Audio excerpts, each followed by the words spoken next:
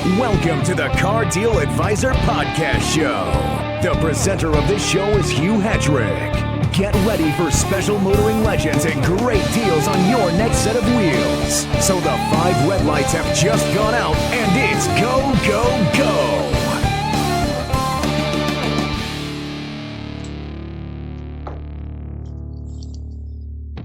Welcome to the Car Deal Advisor podcast show and video show with me, Hugh Hetrick, and a long-time guest. We've managed to get him back on the show. It's Jonathan Sutherland.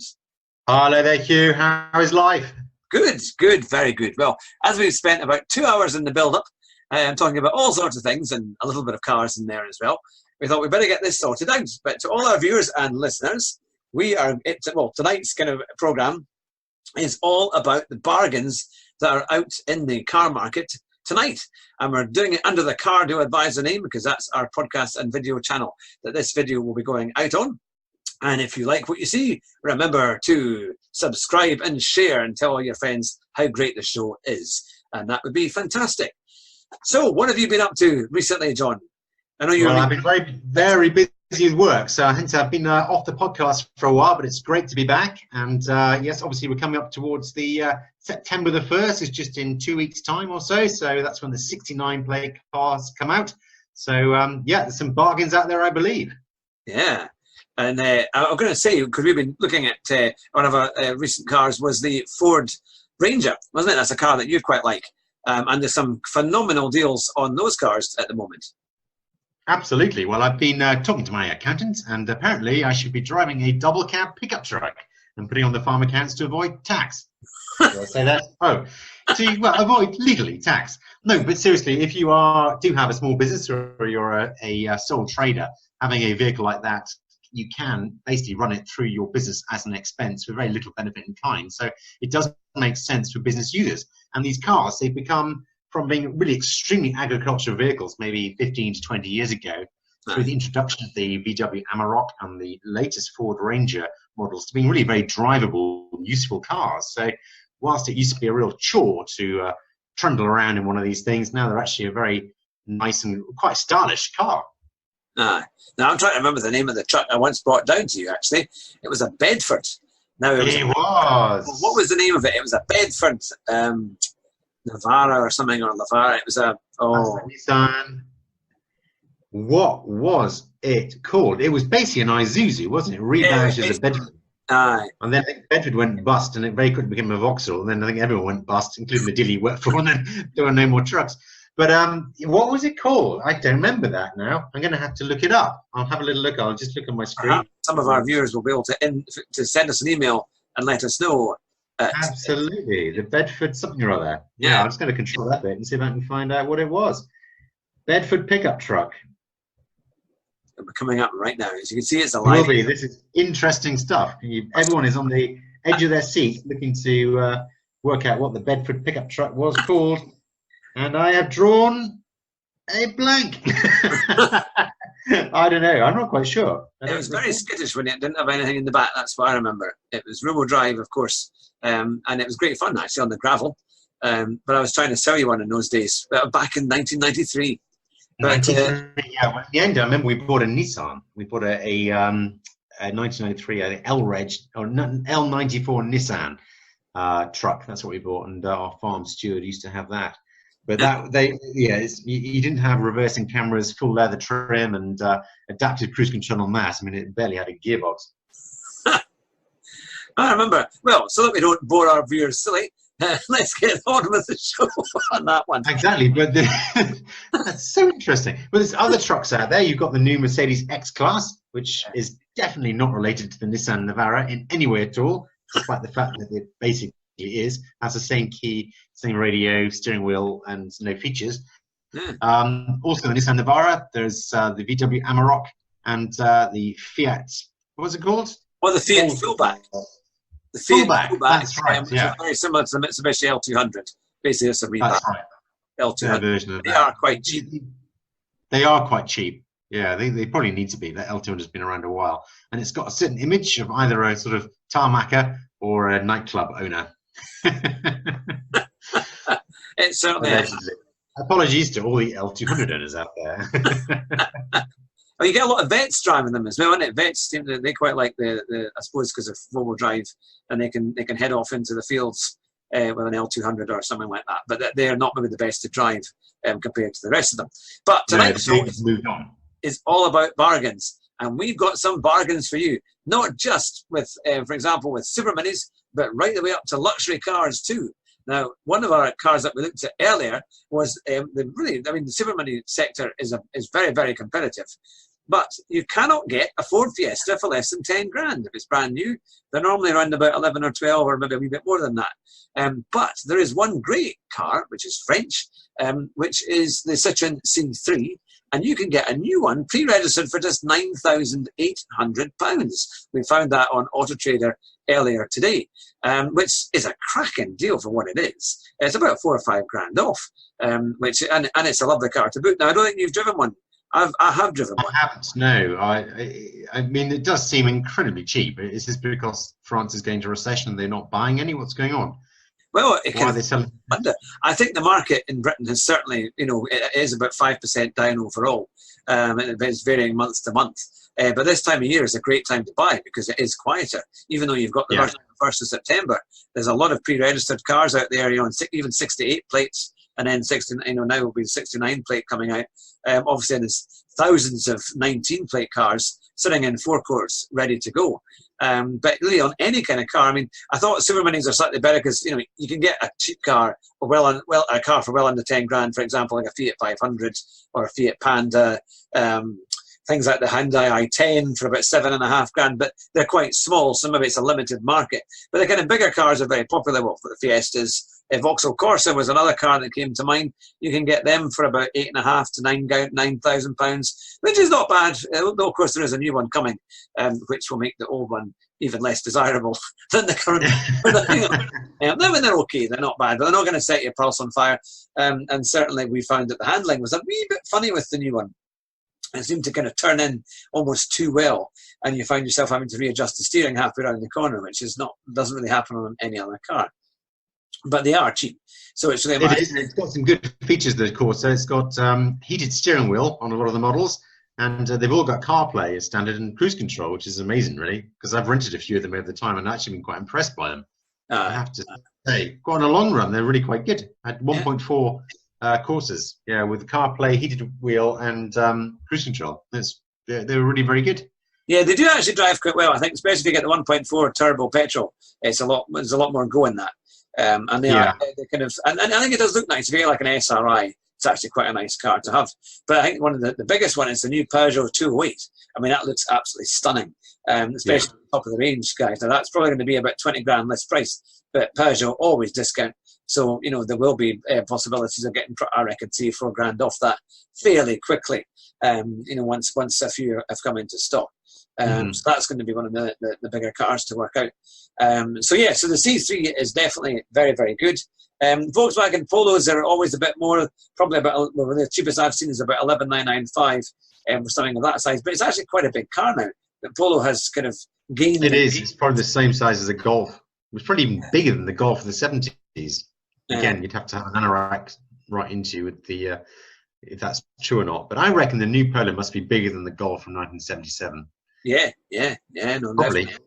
Yeah, have I driven that car? I'm not sure I have driven that car, but it's it kind of looks all right. I'm not too sure about the new.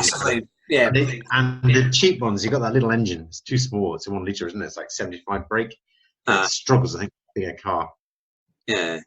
There is, of course, the Fiat Tipo. You get like the easy version, or now they have a street version, and they're about 10.5 to about 11 grand, depending, which is a huge amount of car for the money. Again, about 4 or 5 grand off them. So, I mean, really, in every sector, there's some absolute bargains. Yeah, binoculars so you can read the tiny screen that the radio stations come up on. Yeah. Smallest screen I've ever seen in my life. Yeah.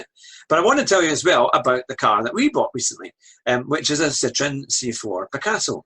Now, these cars, the list price is kind of crazy, around nearly £27,000. There's no way anyone would pay anything like that. In fact, we've seen some new deals on them for just about over 20, maybe 21, 22, which is a pretty good car for the money because it is so practical and really comfortable. It's silent. You know, when you shut the door on the inside, you just can't hear anything that's going on outside. It's very, very good that way. And if you go for, I think it's the Feel version, which is the middle version, there's three levels of trim that you can get. Then it's got privacy glass and all sorts of stuff. It's got massage seats. It's got cruise control. It's not active cruise control as far as I can see. I haven't been able to work mine yet. Is that what you've got? That's what. The Feel. Yeah, but I got mine for less than half price at Motorpoint, and that was it was only just over a year old. An amazing deal, and because it's not so much value. Yeah, I mean, I could hardly believe that for what we were paying before. You know, it's not. You know, we've got a 6.9% APR rate from Motorpoint, which is rare. I mean, that's like a dealer subsidised rate, and we got a phenomenal car. It lost more than half its value in the first year, and it's only done 17,000 miles. So that, I would say, if you've got a family and you're looking for a decent family car, the C4 Picasso, there are quite a few out there, for around about £13,000 to £14,000, is an absolute bargain, and I can't see you going wrong with that. It's a brilliant car. But no, it does just sound extraordinary value. I don't think motoring's ever been this cheap. Yeah. I mean, I can't think of a time where so little money gets you such a high quality product. And also you can buy it on finance, which is incredibly reasonable too. Yeah, you're only paying 6%, 6.9% on a car which is valued at less than half of it someone paid for it a year earlier. Well, they probably didn't pay, but half what the manufacturer wanted for it earlier. And you've got your warranty, you've got your MOTs, no MOTs for years, probably the service plan included. It's so cheap. Yeah, and now this is I've got a tip for you for all our viewers and listeners. This is the #1 tip if you're looking to get a good deal on a car that you will not hear anywhere else, I guarantee you. If you're going to buy a car, first of all, if it's raining, that's a good start because a lot of the time the dealers are very, very quiet. But, and I mean, this is kind of jokingly aside, if you go with your wife and she's, let's just say, having that time of the month, it's even better because honestly, the emotion of it all happened. We were in Motorpoint for about 6 hours. But at the end of it, we got the deal of the century. So if you're brave enough, and this is Hugh's car dealer advice. You won't hear this anywhere else, that's for sure. But it has to be doing it's true because basically they don't know if you're going to agree with them or not. And after about 4 hours of us arguing between ourselves, eventually they said, "Look, can we make it even cheaper?" And they kept bringing the price down over and over again. And eventually everyone said yes. So that was it. But it was, I think, you've got to be prepared to stay there a while. And then rang back the next day and said no. Yeah, and then they brought started crying down the phone, and then eventually they made it even cheaper.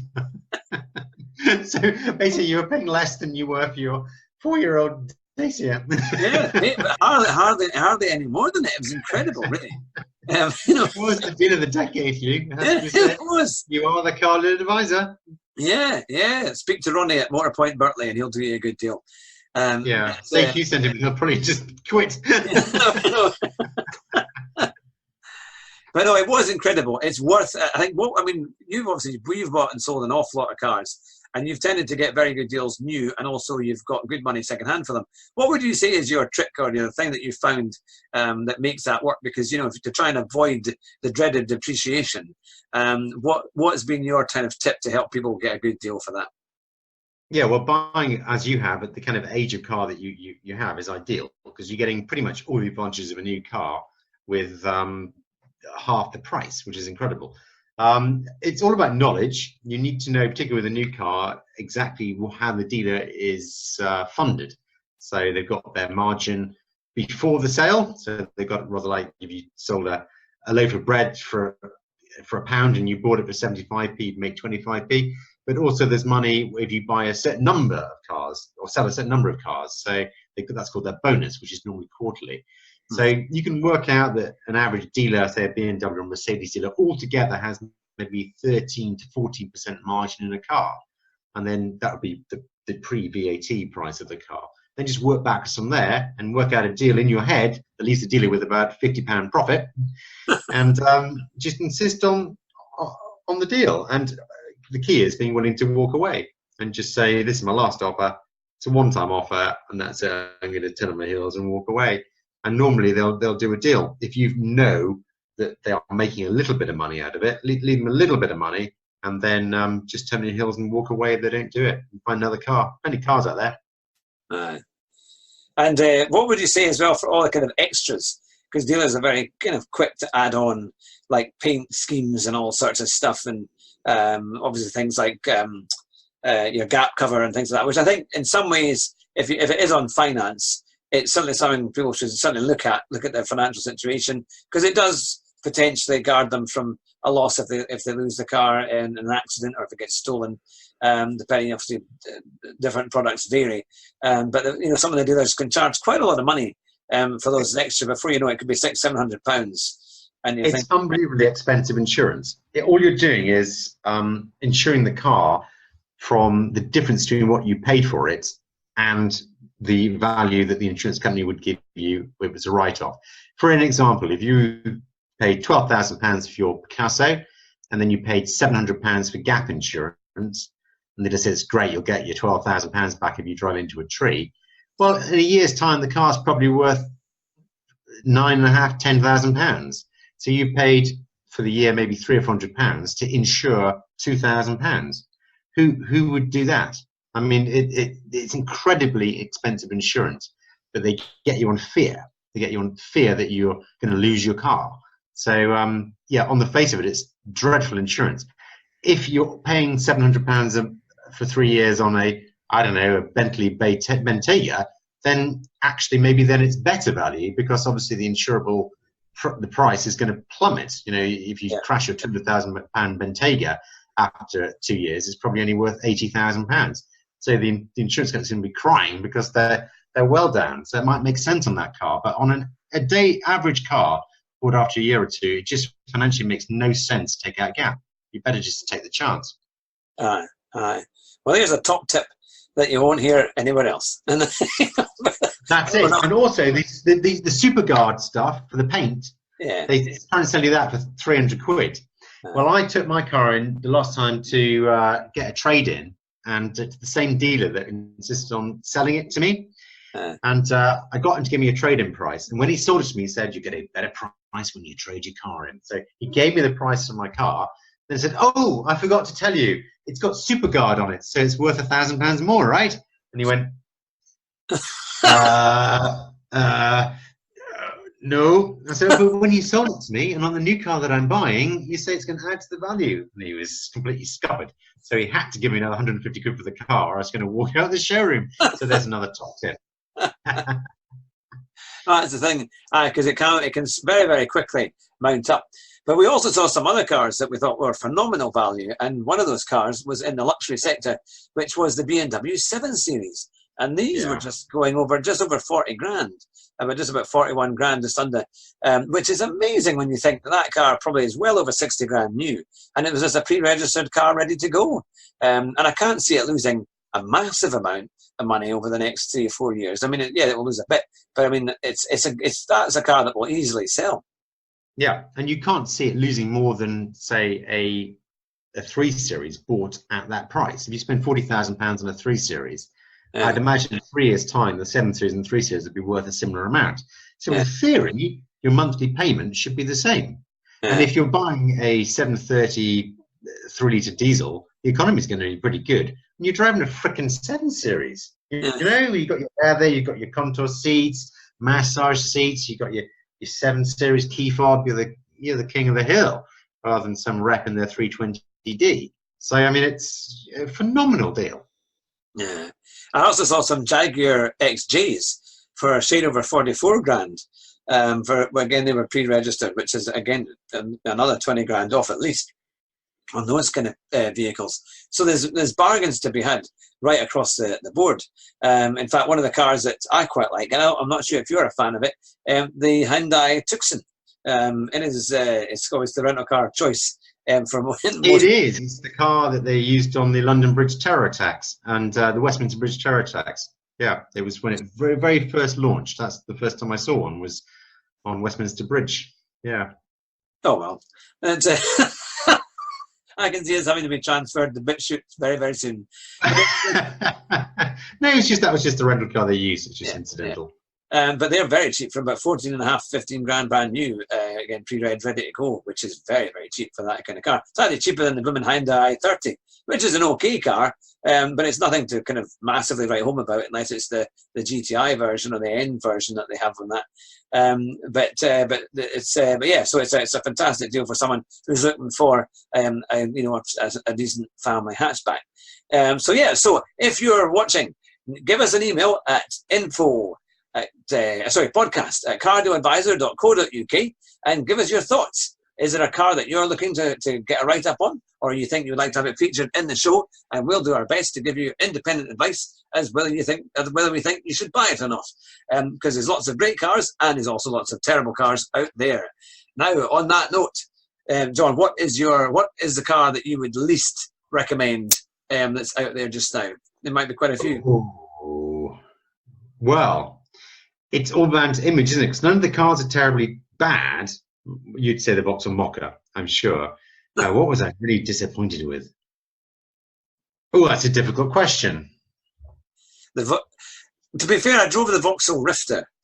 Is it the Rifter? No, that's the Peugeot Rifter, or Drifter, or Grifter. What's the one? The terrible names. It's obviously a memorable vehicle.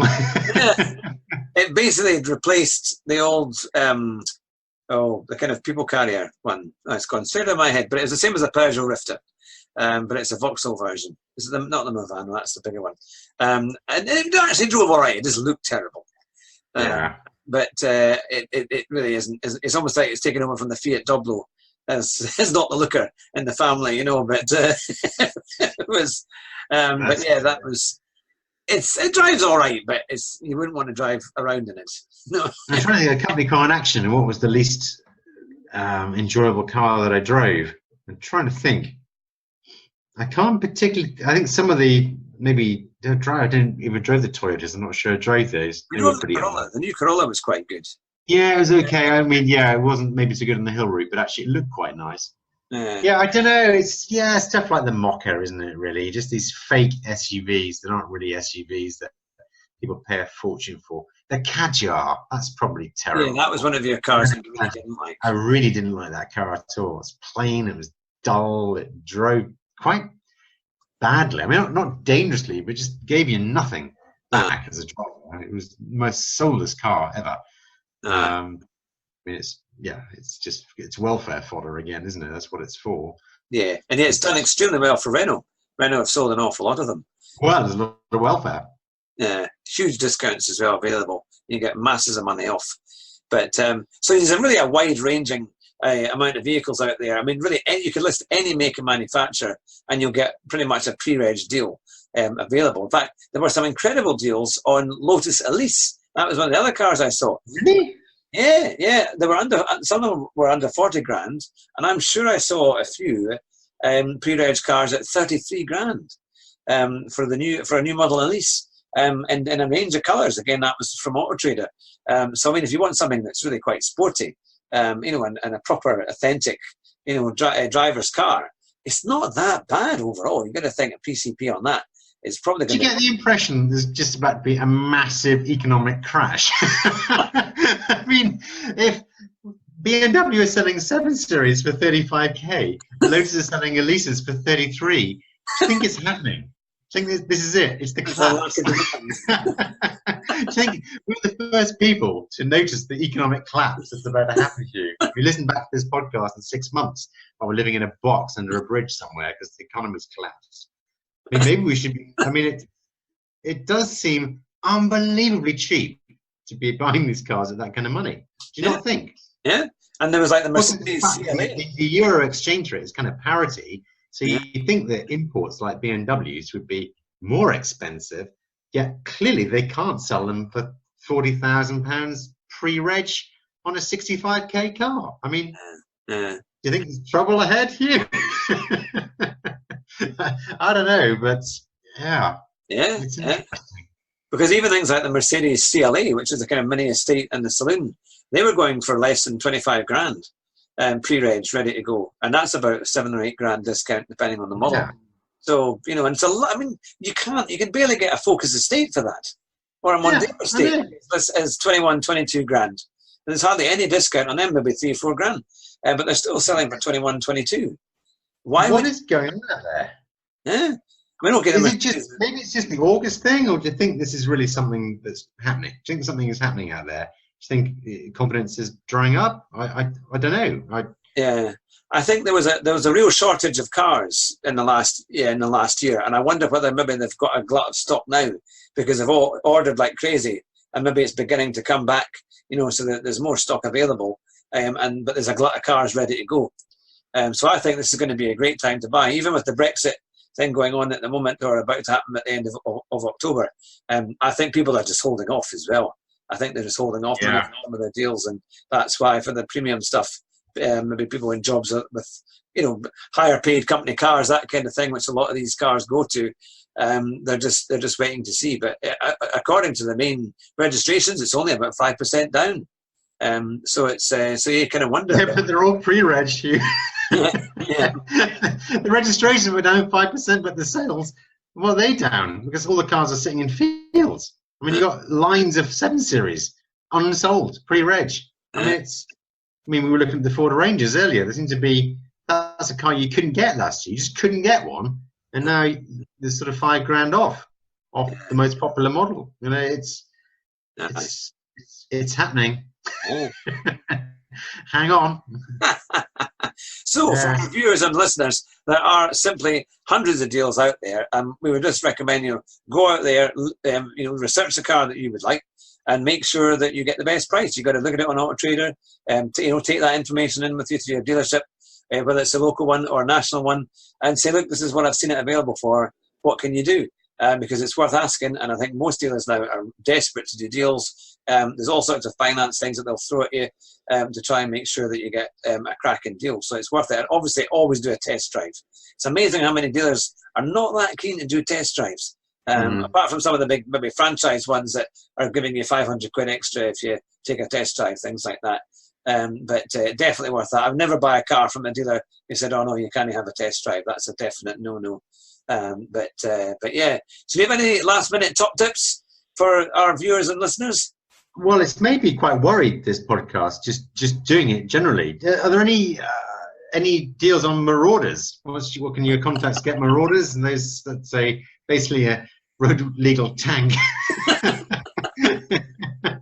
Well, there is a new G-Wagon, and then that's about £150,000. Yeah. I saw one of those in Edinburgh last week, and I stopped the guy who had his window down, and I just congratulated him on his G63 AMG with side pipes. He might have been a top dealer, I don't know, but I just said, "Nice car, mate," and he went, "Thank you." And he was surprised. He probably thought I was going to give him some abuse or call him a client criminal, but I just thought it looked awesome. It's like a green metallic, but with this chrome side pipes, and it was on it would have been a 19 plate, but it was on a private plate, and it looked really good, really, really nice. Oh no, that's the thing. Well, on that note, we'll finish the show. But for all our viewers and listeners, thanks for watching. And remember to like and subscribe to our channel, and make sure you send us an email to say what you think. It's podcast@cardealadvisor.co.uk, where you'll get the advice that you simply can't get anywhere else. We'll speak to you soon.